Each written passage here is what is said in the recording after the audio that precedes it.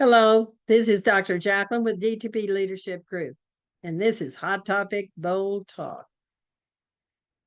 Now, my title of podcast 102 tonight is The Endorsement That Matters, Why Kamala Harris Deserves Our Vote. And you're going to hear a lot about this evening with some very interesting articles that have come out in the media. Now, the misinformation storm is something that I have personally realized and reflected on. I was sitting at my favorite Mexican restaurant in Houston, and I kept looking at three screens. And one of them particularly kept giving lies about Kamala Harris. The other two were about sports.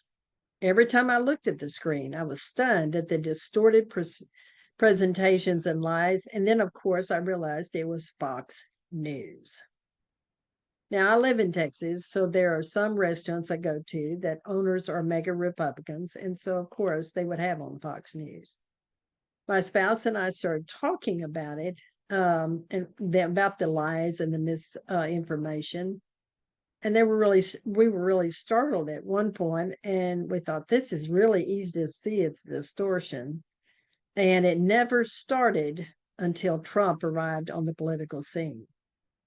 So we both realized that we have spent all these years since he was elected in 2016, and it has gotten worse as far as the distortion and lies that occurred today. The deterioration of the Republican Party, which I think is really disturbing, that is now co-chaired by Trump's daughter, and the destruction of the Republican Party that really allowed for discussion and consideration of differences is gone due to Trump. His deceived and indoctrinated supporters have no thought about for themselves. They spew his comments to support him, since Trump only allows those in his camp that worship him. We talked about this some more, and we got exhausted after a while at the constant barrage of his lies and his extreme racism that's been going on for years, and his violent rants, and his incapacity to take responsibility for anything he's done wrong.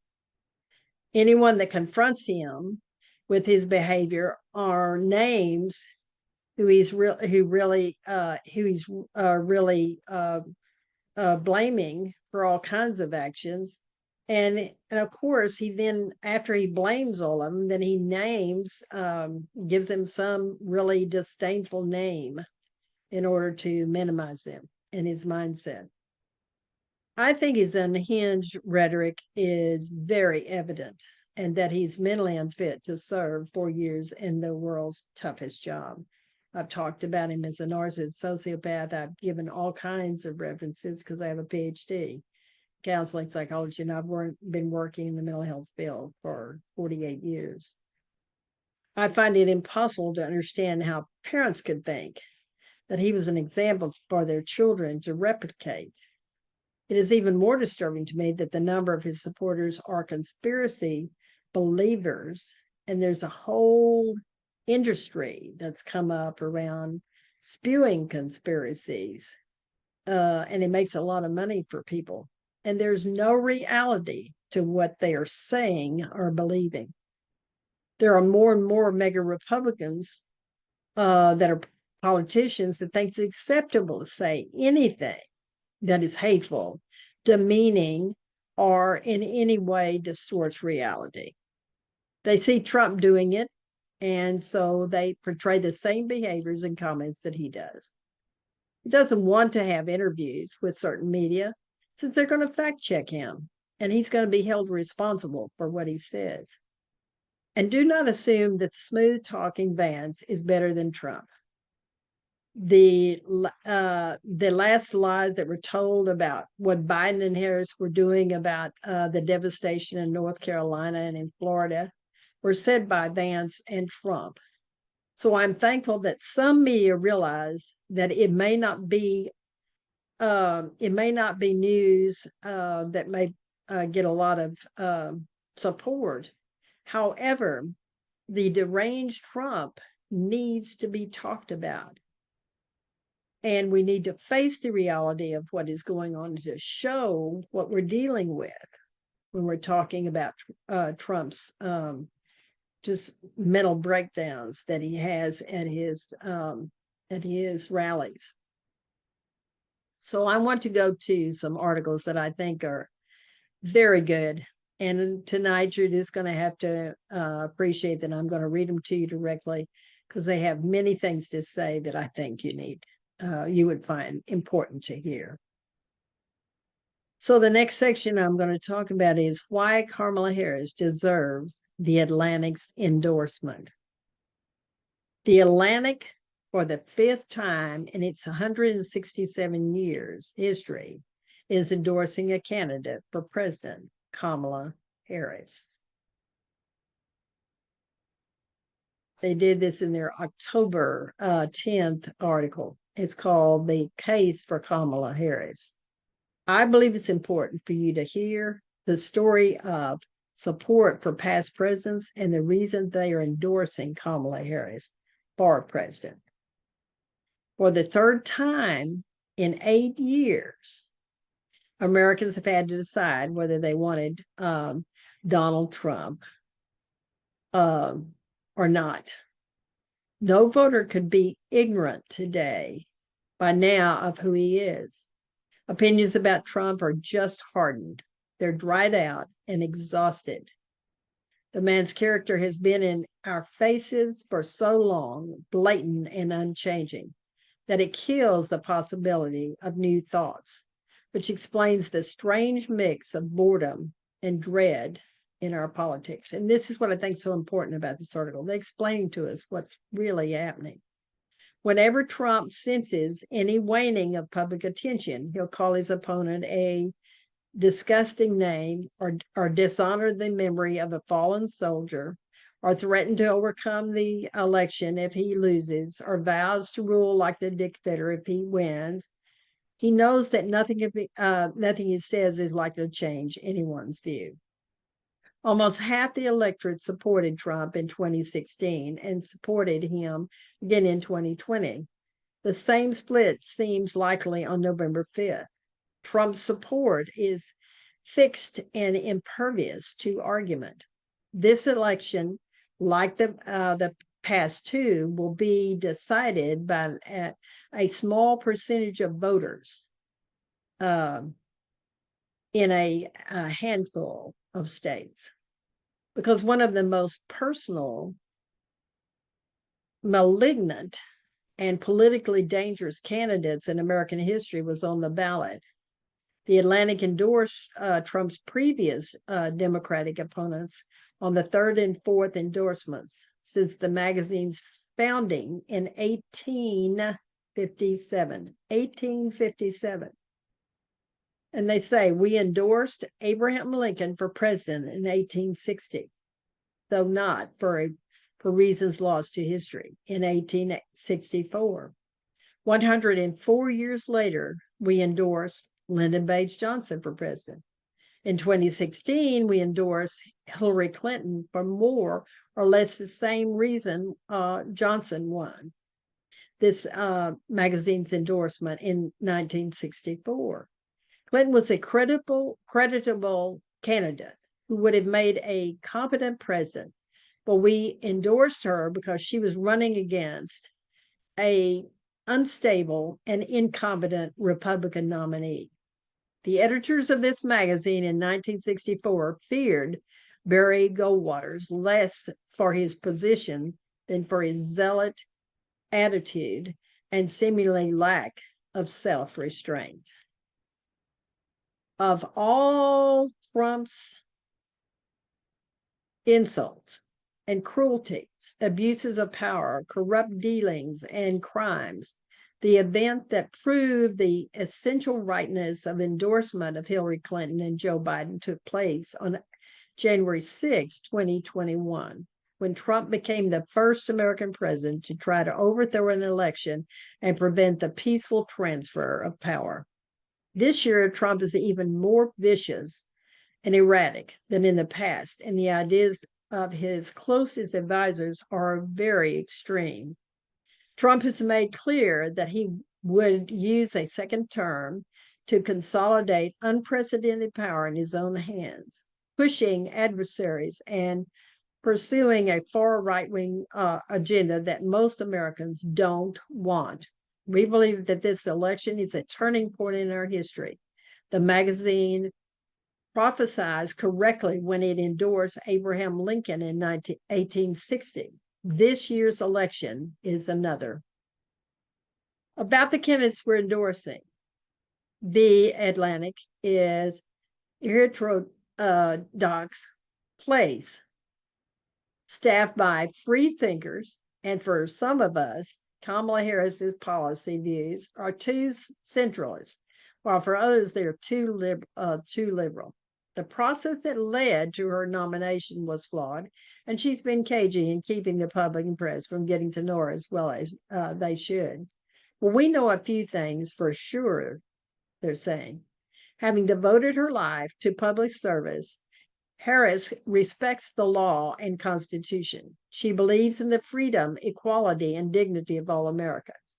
She's untainted by corruption, let alone a felony record or a history of sexual assault.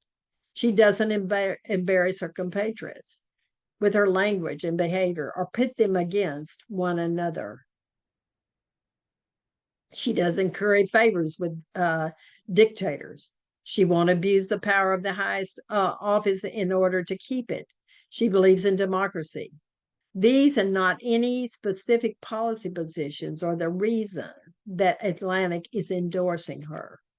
This endorsement will not be controversial to Trump's antagonists, nor will it matter to supporters, but to the voters who don't much care for either candidate and who will decide the country's fate. It is not enough to list Harris's strengths or write a bill of obvious particulars against Trump. The main reason for those ambivalent Americans to vote for Harris has little to do with policy or partisanship. It's this: electing her and defeating him is the only way to release us from the political nightmare in which we've been trapped and bring us to the next phase of our American experiment. Trump isn't solely responsible for this age of poisonous rhetoric, hateful name calling, conspiracies and lies, divided families and communities, cowardly leaders, and deluded followers. But as long as Trump still sits atop the Republican Party, it will not end. His power depends on lowering the country into a fervous state of fear and rage, where Americans turn on one another. For the millions of alienated voters, politically homeless voters who despise what the country has become and believe it can do better, sending Trump into retirement is the necessary first step. If you're a conservative who can't abide Harris's tax and immigration policies, but who's also offended by the rottenness of the Republican Party, only Trump's final defeat will allow your party to return to health. And then you'll be free to oppose President Harris wholeheartedly. Like you, we wish for the return of the Republican Party of Ronald Reagan, Bob Dole, John McCain, and Mitt Romney, a party and it animated by actual ideas, because that's what we're missing. We believe that American politics are healthier when vibrant conservative and Republican parties fight it out on a matter of policy. If you're a progressive who thinks the Democratic Party is a tool of corporate America, talk to someone who still can't forgive themselves for voting for Ralph Nader in 2000. Then ask yourself, which candidate, Harris or Trump, would you give you any leverage to push for policies you care about? And if you're one of the many Americans who can't stand politics, just want to opt out, Remember that under democracy, inaction is also an action. That no one ever has clean hands, and that as our 1860 editor said, nothing can absolve us from doing our best to look at all public questions as citizens, and therefore in some sort as administrators and rulers. In other words, voting is a right that makes you responsible. Trump is a sphinx who stands in the way of Americans entering a new hopeful future, which Kamala Harris promises. In Greek mythology, the Sphinx killed every traveler who failed to answer her riddle until Oedipus finally solved it, causing the monster's demise. The answer to Trump lies in every American's hands. Then he needs only to go away. It is in every one of your hands. It is in mine and it's in yours. Now, then I want to go to talking about living under the Trump shadow, the toll of lies and divisiveness. It's important for each of us to understand that we are experiencing in the U.S. the impact of a very disturbed human being asking us to live in the darkness of misinformation. I don't want to live in a country where I get only Fox News that feeds misinformation and cares nothing about the responsibility of what is published as fact to us as citizens of the United States. There are media centers in our country that hold themselves responsible and accountable, such as CBS, ABC, NBC, and there are plenty of published works that are telling us the truth. I want to no longer feel the pain that Trump and his mega Republican supporters bring to our nation. I'm asking you to continue listening to another article that I have that describes the disruption and painful environment that we've lived in every moment since Trump was elected in 2016. Now, even though he was defeated in 2020, we're still having to live with all the obnoxious behavior he has. The harsh reality is, let's dissect the misinformation crisis. And I've read loads of articles in the last months and in years. But this one is outstanding by Charlie Warcel. I'm running out of ways to explain how bad this is his title. And it occurred on October 11th in the Atlantic. But I think he does one of the best jobs. It even explained to me things that I was trying to say, what in the world is going on here? And I've been doing this for a very long time. This is this article.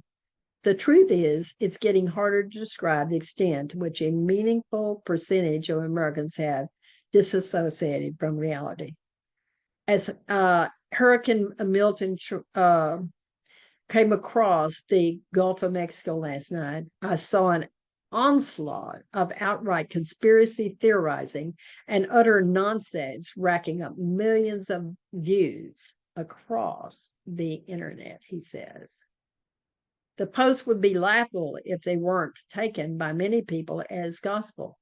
Among them, Infomars Wars Alex Jones, who claimed that Hurricane Milton and Helena were weather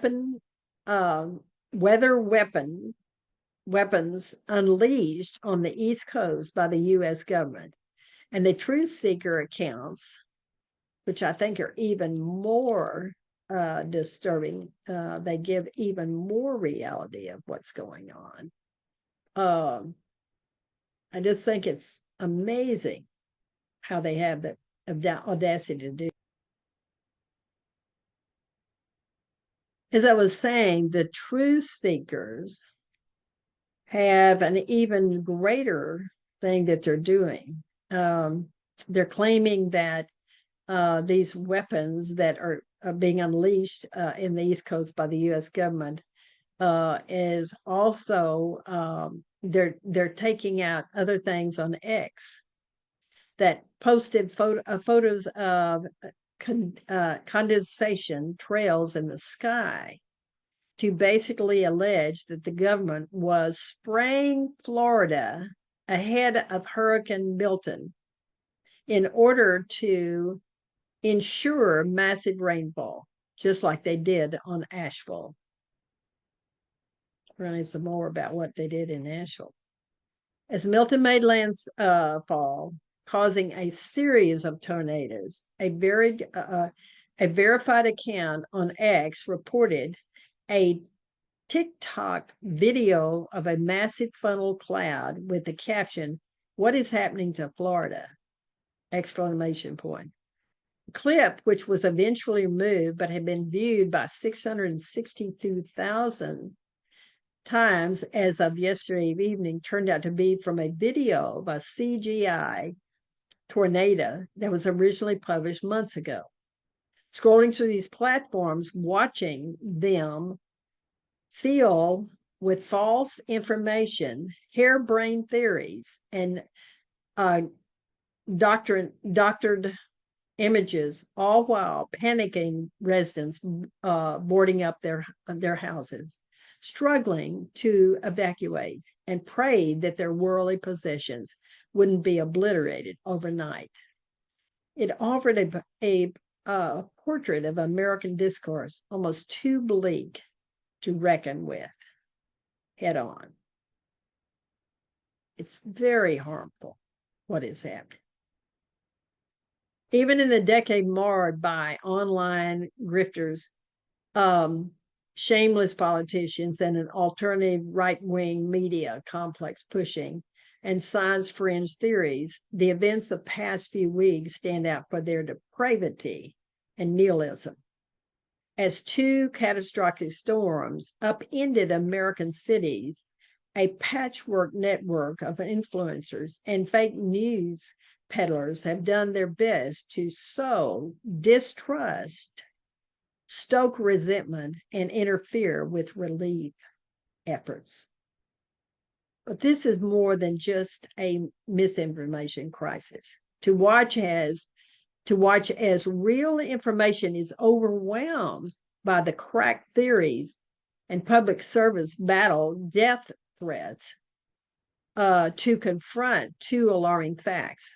First, that a durable ecosystem exists to ensconce citizens in an alternative reality.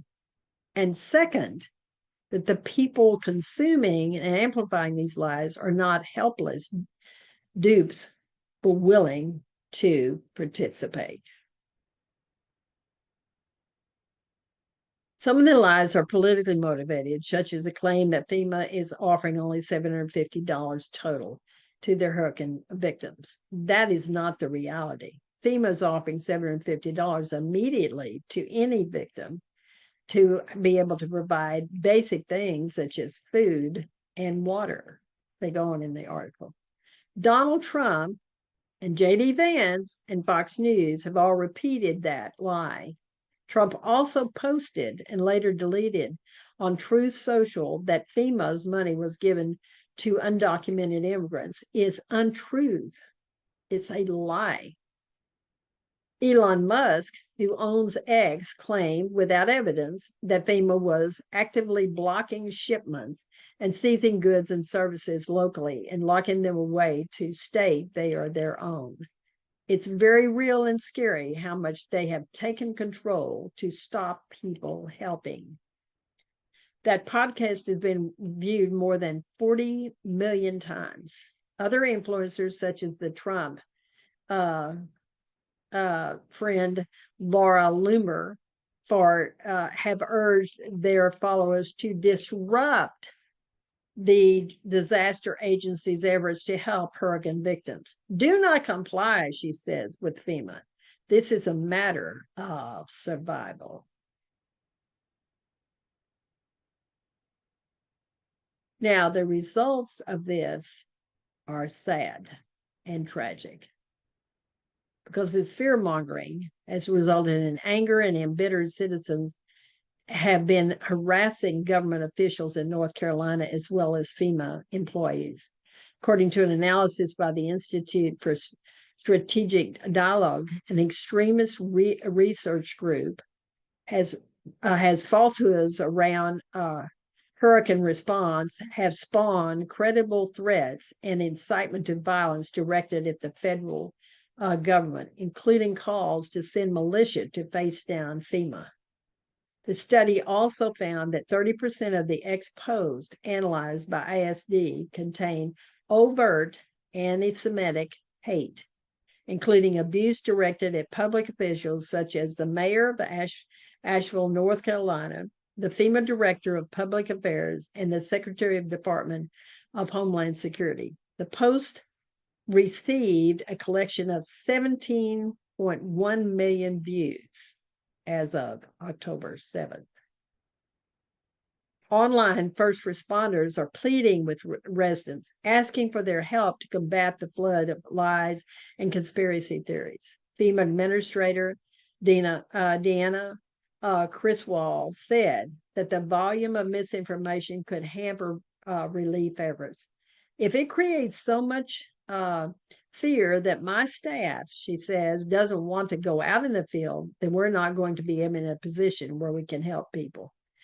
She said in a news conference on Tuesday in Pensacola, North Carolina. Assistant Fire Chief Bradley Boone vented this frustration on Facebook. I'm trying to rescue my community, he said in a live stream. I ain't got time. I ain't got time to chase down every Facebook rumor. We've been through enough. It is difficult to capture the nihilism of the current moment. The pandemic saw Americans' distrust of authority, trying to discredit effective vaccines, spreading conspiracy theories, and attacking public health officials. But what feels novel in the aftermath of this month's hurricane is how the people doing the lying aren't even trying to hide their bullshit. Their bullshit is what they said. Similarly, those sharing the lies are happy to admit that they do not care whether what they are pushing is real or not.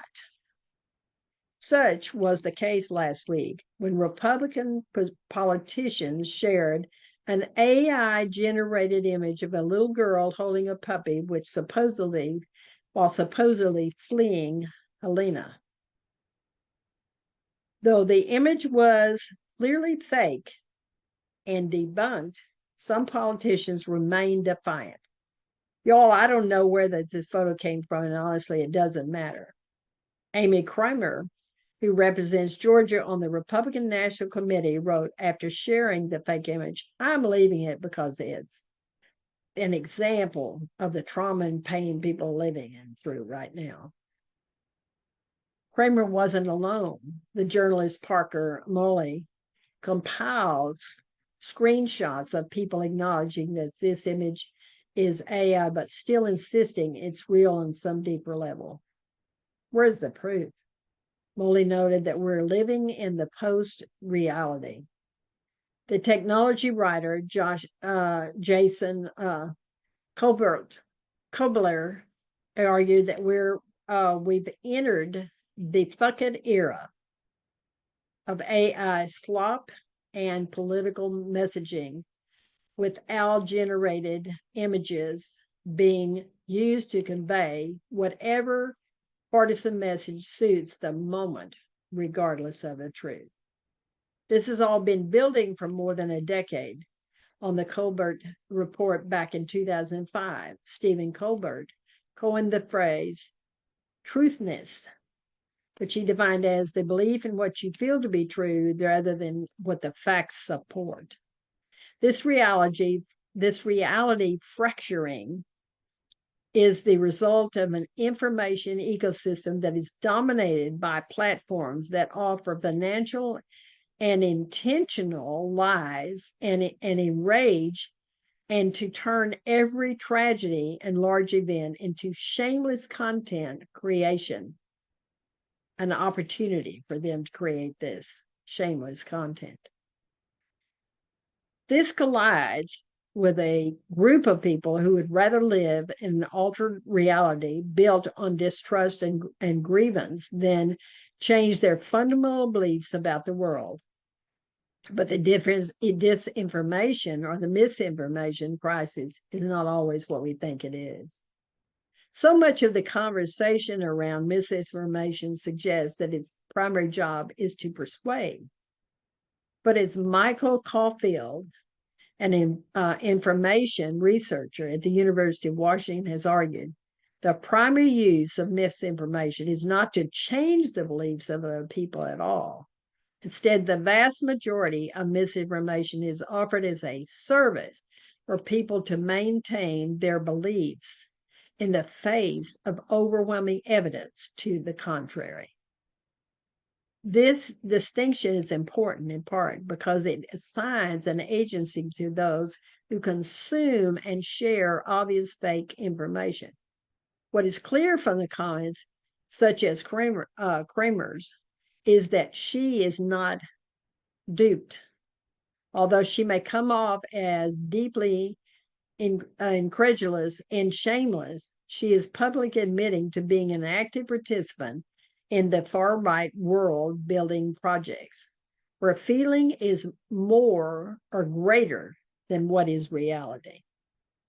What we're witnessing online during and in the aftermath of these hurricanes is a group of people desperate to protect the dark, fictitious world they built, rather than deal with the realities of a warming planet hurling once in a generation storm at them every few weeks. They'd rather threaten those who give us news, the meteorologists, who in their minds are nothing but trained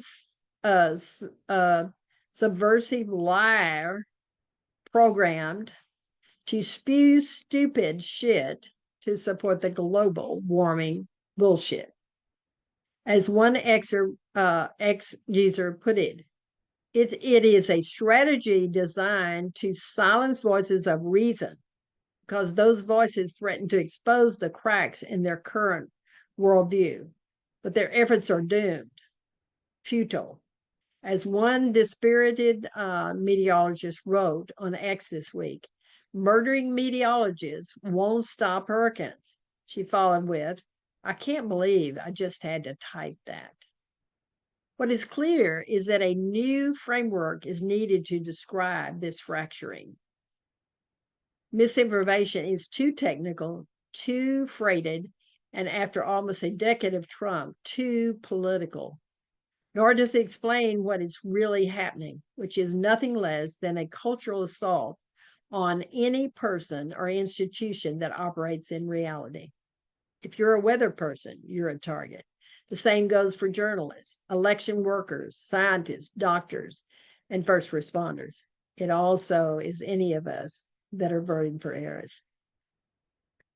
Those jobs are different, but the thing they share is they all must attend to and describe the world as it is. This makes them dangerous to people who cannot abide by the agonizing constraints of reality, as well as those who have financial and political interests in keeping up the charade. So it's driven by money. And it's not only that, it's driven to not have to face what reality really is. In one sense, this is the way the article ends. In one sense, these attacks and their increased desperation makes sense. The world feels dark for many people. It's tempting to meet that with a retreat into the delusion that we've got everything figured out, that the powers that be have conspired against them directly. But in turning away, they bring a crisis that has characterized the Trump era, one that will reverberate to Election Day and beyond. Americans are divided not just by political beliefs, but whether they believe in a shared reality or a desired one at all. One of the things that said at the end of this article is that Bradley Boone is the assistant fire chief in Pensacola, Florida. In fact, he's based in Pensacola. They said that, but he's based in Pensacola, North Carolina. So they were correcting something he said. So I want to end it this way. We have to chart a new course beyond what is being said in the dark supporters of Trump and the insanity that he has brought. It is our responsibility as citizens to do something about it. So as we stand at the crossroad of another pivotal election, the stakes have never been higher. The relentless flood of misinformation fueled by Trump and his enablers has eroded trust in our institutions and divided our nation. But we cannot afford to retreat into apathy or cynicism. Electing Kamala Harris is more than just voting for the next president. It's about restoring dignity, decency, and truth to the highest office in our land. Kamala Harris and Tim Walz can do that.